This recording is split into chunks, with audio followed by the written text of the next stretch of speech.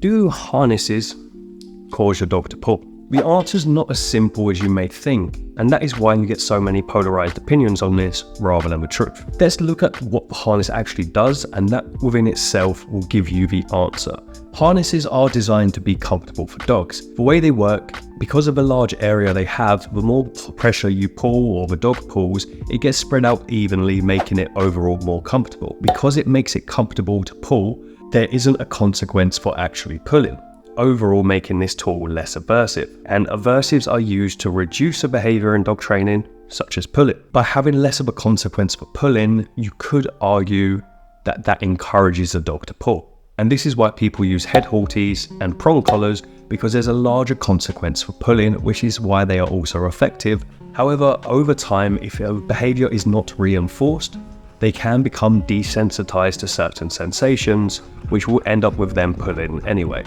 And that is one thing I've noticed. While a harness may be quite uncomfortable for a dog at first, they overcome that feeling of discomfort very, very quickly. So that is one side of the argument, the fact that harnesses don't actually discourage pulling, so you could argue that they encourage pulling.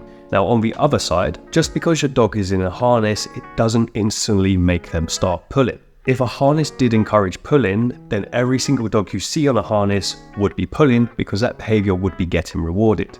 And obviously you have seen dogs that don't pull on a harness.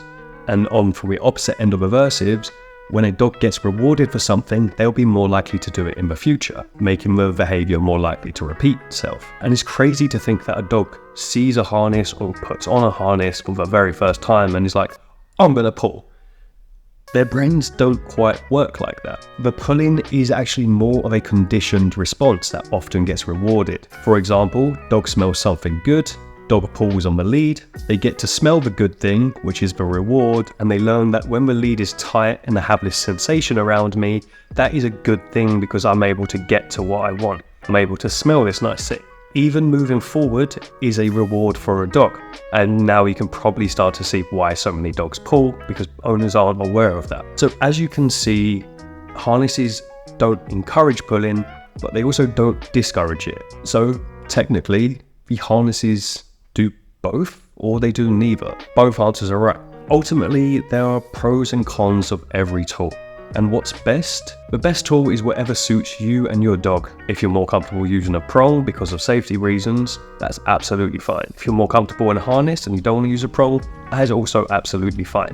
It's whatever is best for you and your dog, but more importantly, is the actual training you put in with your dog.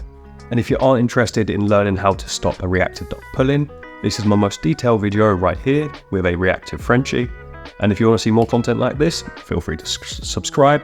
Once you get 1,000, I've got something very, very special planned.